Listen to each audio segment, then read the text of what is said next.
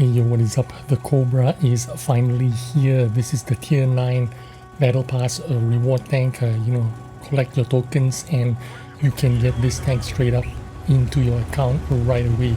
Now I've got this tank in my account, but I've only played a couple of games in it, and I don't have like a great game to showcase to you, but this is what I picked up from what replays for you guys, so you can watch this great replay while I commentate on this tank. First of all, the stats that you see in what GG, the website with all the stats, is not correct, because this tank has been buffed before it was released, and we're going to talk about this tank and all its buffs right now.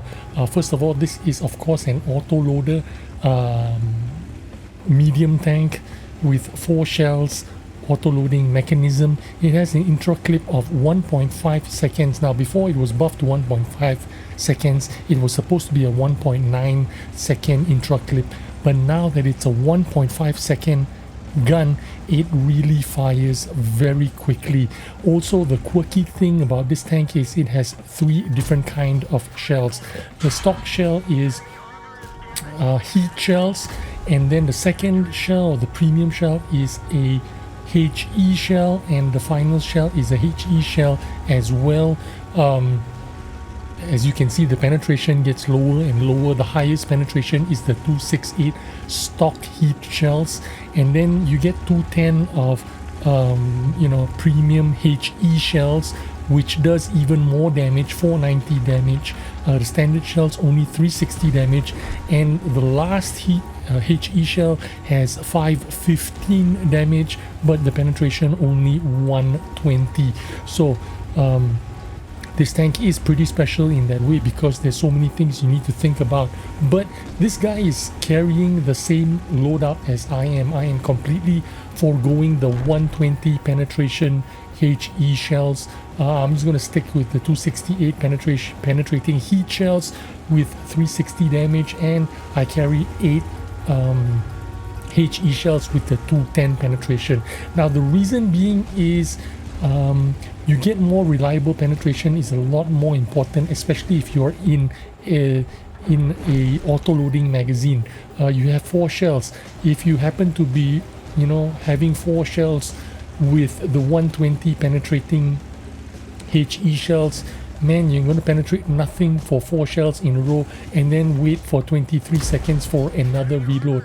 Right now he's firing the heat shells 4 into the Emil, or is it Kranwagen? Emil 2, and completely demolished him. So it's very important that you select the right kind of shells. I don't think the 515 damage 120 penetrating shells are going to be very useful in the long run, so I'd rather stick with the more reliable heat shells. At least you got 268 penetration and 360 alpha. You still get 1400 plus clip potential in one magazine, so that is more important.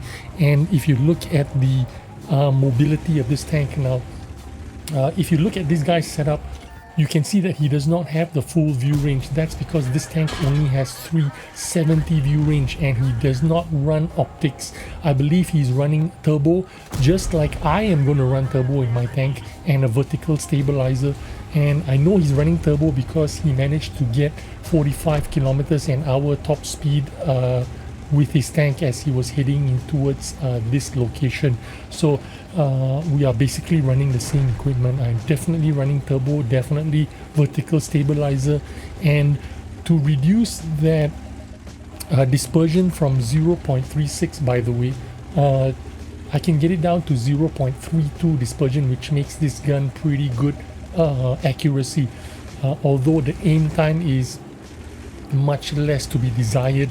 The aim time 3.84 seconds. It does take a long while to completely aim your gun, but when you do, and especially in close distances like this, you don't really need to worry about that long aim time unless you are firing from a long distance.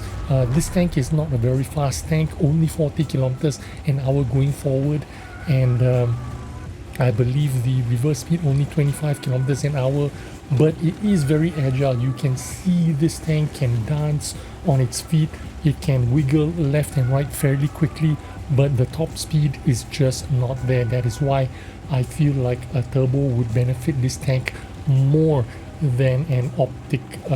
Although, you know, you could run an optic if you want to get that a better distance, you know, spotting for yourself and stuff.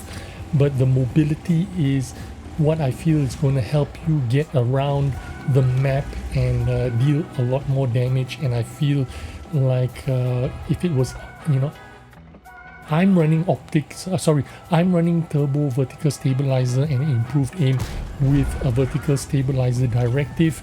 That is what I would recommend, but I know some people that would prefer running optics or maybe even an, you know, IRM to make that moving dispersion even better. But I can tell you for a fact that the moving dispersion is already pretty good. You can poke out and snapshot and hit your shots no problem. Now the second shot after your first shot might not be very accurate because of the you know, slow aim time of 3.84 seconds. So the bloom after firing is pretty big. It'll take a second for you to, or 3 seconds for the bloom to come down again. So if you are shooting off a clip, your first shot from, you know, you poke out and you fire your first shot, no problem, you're going to hit your target even if the target is from a distance away. But your second shot might be a little bit more difficult because of that, you know, firing after, you know, your bloom after you fired your shot is like 3.8 something, so that is pretty difficult to do. But if you're firing your gun in close distances like this, no problem, fire one shot. You see that bloom, even though it is big, but because you are in a close distance, it's not going to matter much. You are going to hit your target. It's not going to be a problem for you to, you know, fire 2-3 shots in a row and finish off your enemy that way. The mistake for any new player would be to try and put on optics on this tank and then expect to hit your targets from a distance away. So that is what I feel a lot of people are going to do and not going to have a lot of success in. If you want to have success in this tank, you want to be playing like a support role.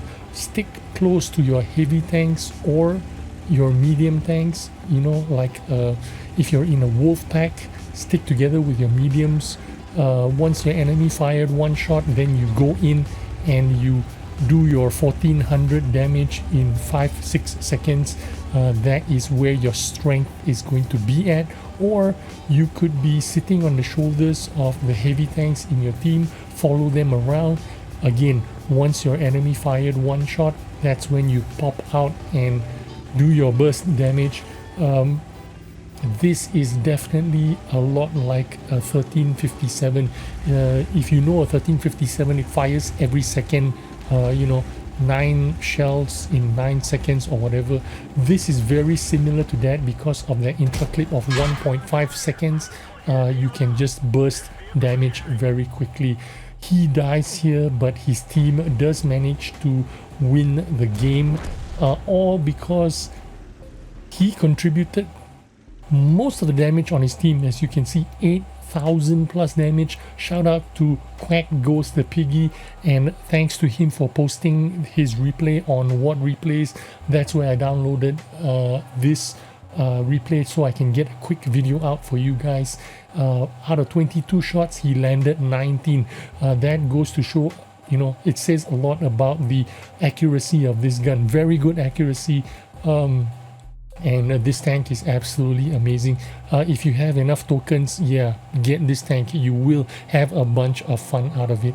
Hope you enjoyed this video and took some useful information. I will see you on the next video. Bye bye.